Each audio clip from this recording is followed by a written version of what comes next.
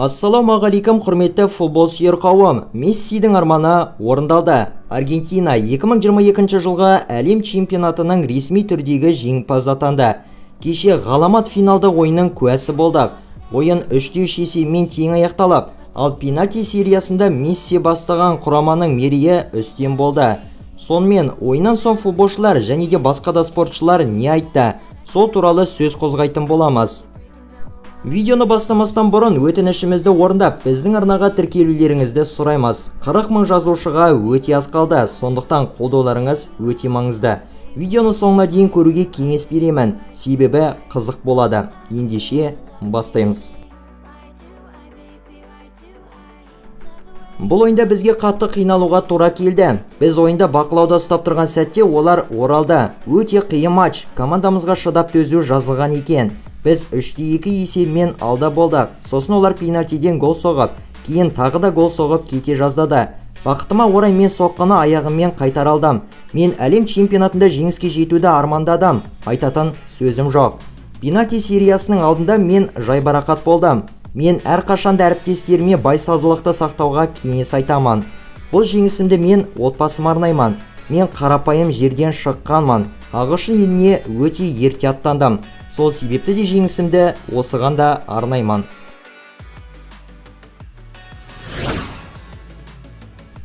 Мен қуаныштымын. Эмоциялар басқа күндердегідей көп емес, бірақ мен бүгін жеңілдікті сезінудемін. Мен бұл команданы мақтан тұтамын. Бұл оның жеңісі. Мен адамдарды бұл сәттен ләззат алуларына шақырамын. Себебі бұл тарихи сәт. 2022 жылғы әлем чемпионатының ең үздік жас ойыншысы аргентиналық жартылай қорғаушы Энцо Фернандес атанды. 21 жастағы ойыншы 7 ойынға қатысып, 1 гол және 1 нәтижелі пасты еншілеген. Ең үздік қақпашының жүлдесіне Эмилиано Мартинес ие болып, ал ең үздік сұрмерген Килиан Мбаппе атанды. Француздық жұлдыз 7 матчқа қатысып, 8 голды соғып ерекшеленген. Ал жалпы осы әлем чемпионатының ең үздік футболшысы әрине Лео Месси атанды. Оның еншісінде 7 голы және 3 голдық пасы бар. Катардағы өткен бұл әлем біріншілігі тарихтағы ең көп голдар соғылған нәтижелі турнир атанды. 64 өткізілген кездесулерде жалпы 172 гол соғылған. Осыған дейінгі рекорд 1998 бен 2014 жылдары өткен әлем чемпионатына тиесілі болған. Ол кезде 171 голдан соғылған. Әрине біз қатты қапаламыз, себебі барымызды салдық. Турнир бойы бізге көптеген кедергілерден өтуімізге тура келді. 1 сағат бойы біз ойынға ене алмадық. Дегенмен біз жеңуіміз де мүмкін болған еді. Мен бұл команданы және француз екенімді мақтан тұтамын. Біз басымызды жоғарыда ұстаймыз. Біз қысымды арттырып, соңына дейін сендік. Өте нашар басталған ойынның тағдырын өзгерте алған едік. Біз қапалымыз, бір жағынан өзімізді мақтан тұтамыз. Әрине, осы ғаламат ойын туралы және жалпы Мессидің ұлы жеңісі туралы айтатын нәрселеріңіз көп шығар. Міндетті түрде өз ойларыңызды пікірге жазып қалдыруды ұмытпаңыздар. Және Мессидің керемет жеңісінің құрметіне орай видеоға лайктарыңызды аямай басып тастасаңыздар болады. Лео Месси лайыққа әбден лайықты деп ойлаймын. Мен осылай алаңға шығып ойнау үшін туылған екенмін. Құдай маған сый жасаған екен және соған орай мен осындамын. Өзіме келу үшін сөз табалар емеспін. Бұл сәтті мен ешқашан ұмытпаймын. Өз елмен бірге әлем чемпионатын жеңіп алу, әрине бұл үлкен абырой. Месси басқалардан артық осыған лайықты болды. Ол менің кумирім. Бұның барлығы өте тез болғаны соншалықты мен ләззат алуға қиналудамын. 21 жасымда өзімнің арманым орындалып отыр. Алғашқы таймда есе жіберіп қалып жаттық. Дегенмен біз үлкен қиындықпен есепті теңестіре алдық. Мбаппе таңғажайып нәрсе жасады, бірақ бұл бар команданың еңбегі. Мен командаға соңына дейін сендім. Кезекті рет ғажап нәрсені жасау қолымыздан келді.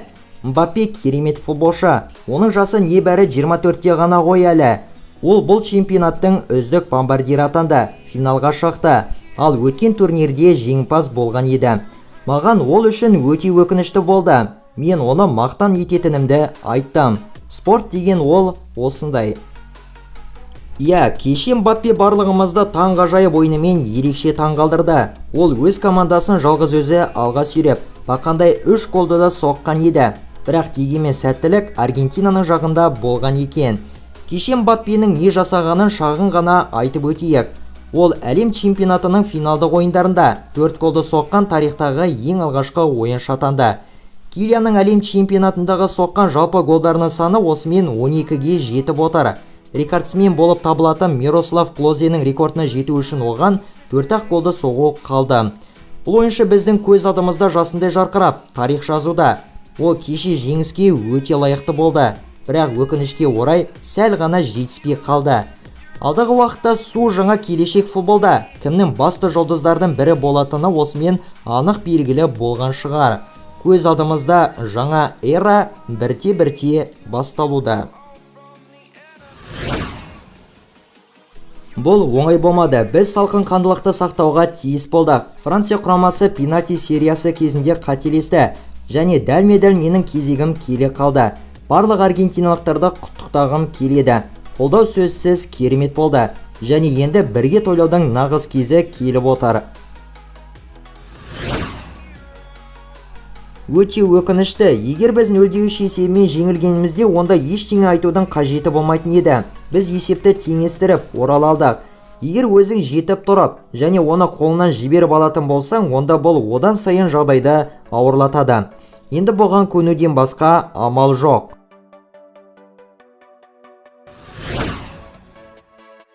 Бұл жігіттің футболы кез келген қарсыласта бұрышқа итермелейді. Мен барлық әлем бойынша бұл финалда көптеген бразилиялықтардың Мессиге жанкүйерлік еткендерін көрдім. Әлем чемпионатында үздік болып қана қоймай, тұтас бір дәуірдің капитаны болған данышпан үшін бұл өте лайықты қоштасу болды. Құттықтаймын, Месси. Сендер керемет ойнадыңдар, финалға шығып және соңына дейін жеңіс үшін күрестіңдер. Финалда жеңілгеннің қаншалықты ащы болатынын білемін. Өздеріңді мақтан етіңдер, жарайсыңдар. Аргентинаны құттықтаймын, олар бұған лайықты болды.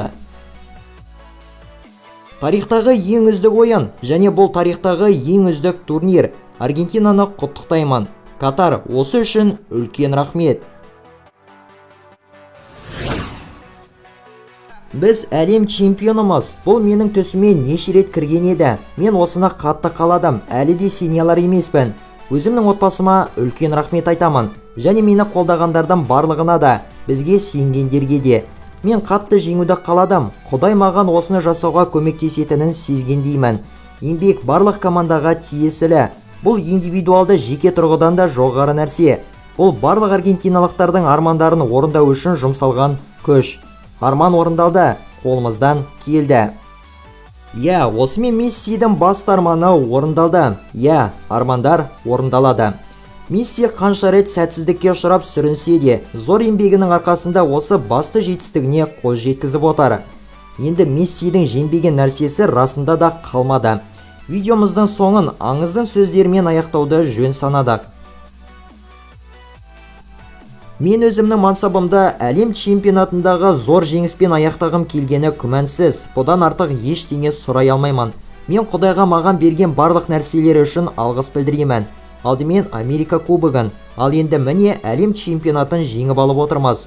Бұның барлығы маған мансабымның соңына қарай келіп отыр. Мен футболды жақсы көремін және маған Аргентина үшін ойнау ұнайды. Сол себепті де мен жалғастыра бергім келеді. Мен әлем чемпионы ретінде бірнеше ойындарды өткізуге ниеттімін.